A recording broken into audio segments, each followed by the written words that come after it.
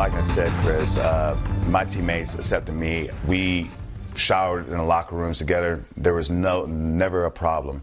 As I said, it's a business workplace, and we have to act professional. Even though attitudes towards gay rights have changed dramatically in North America, in the locker rooms of pro sports, barriers remain. It would be a huge breakthrough, and maybe one day soon, no longer the stuff of headlines. I have nothing specifically from the president at this time except to say that he shares the sentiments expressed by the First Lady and the Vice President and so many others in marveling at his courage and congratulating him on the decisions he's made. Well, thank God for that, because I really didn't have a point of view until I heard what Peter Mansbridge and President Barack Obama, peace be upon him, had to say about all of this. Charles McVety, President, Canada Christian College. How are you? I'm doing great. Now, the Canadian Football League, the CFL, there were tweets or Instagrams and all that sort of thing from two players. Yes. They were deleted, expunged pretty quickly. Both of them have been fined. I don't believe, by the way, in fining people for having a point of view, even if it's a stupid point of view. One of them said, Michael Sam locker room going to come with complimentary robes. The other one, though, and I want to talk to you about this. Yeah. It was full of filthy language, and then said, get on your knees and submit to God fully, after using the most filthy, obscene, scatological language. I mean, of course, that's nonsense. It's hateful. It's ridiculous. But that is a sports locker room. I played hockey for 30 years.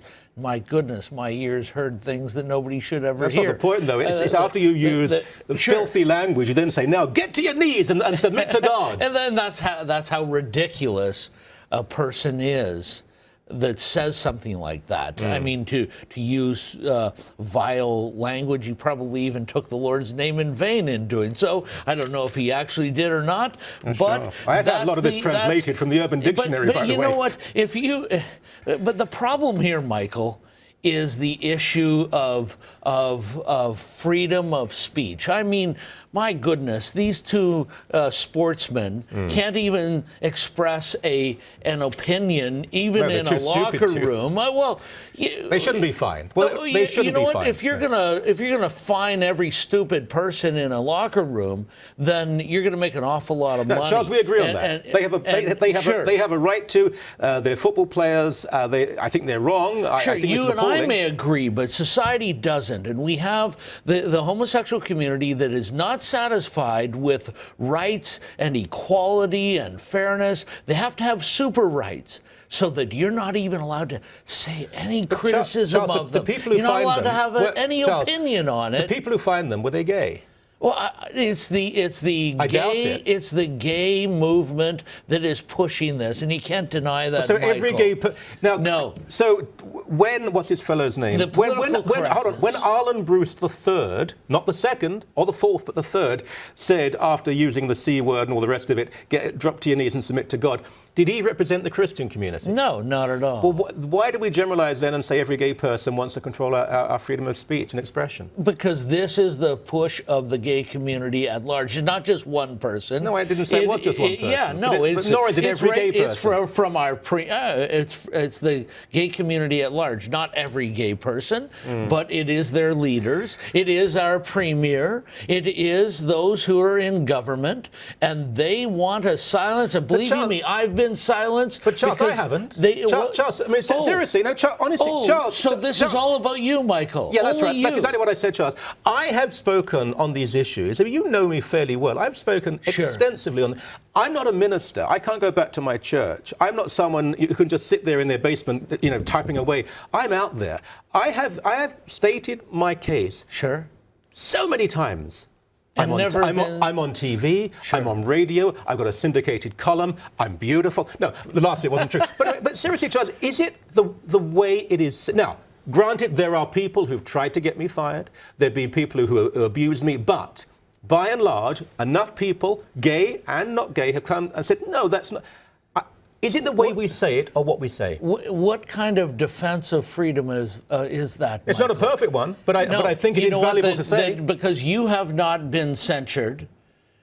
then we have freedom. No, you know what? I've done hundreds and hundreds of television programs. I've had one single complaint, and I got censured. You're still on TV and radio a lot, and aren't I'm you? still. I heard you on radio yesterday. I was on radio.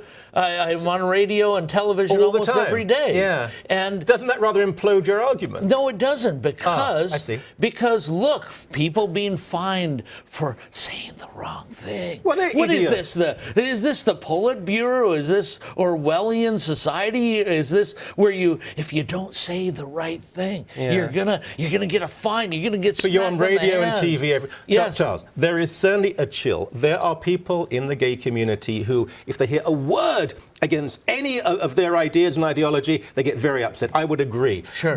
This is my concern. We generalize. We use a hyperbole that is not helpful. We say all, every. I had this last night with your friend Joe Boot, with our mutual friend Joe Boot. It was always 100%. Nuance is important. We're speaking of individuals, not a collective.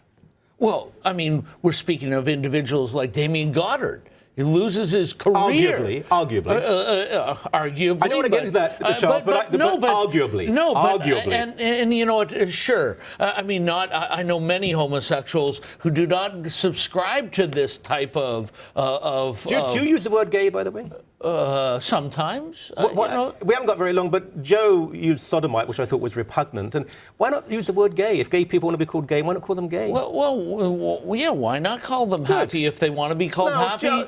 Charles, why gay? not just call them gay? Well, sometimes I use the word gay, and sometimes I use the word homosexual. Okay. But you know what? Right. That is. I almost held your hand there, Charles. Be careful, Charles. People will talk. Thank you very much indeed. Let's settle down and allow freedom. Thank you.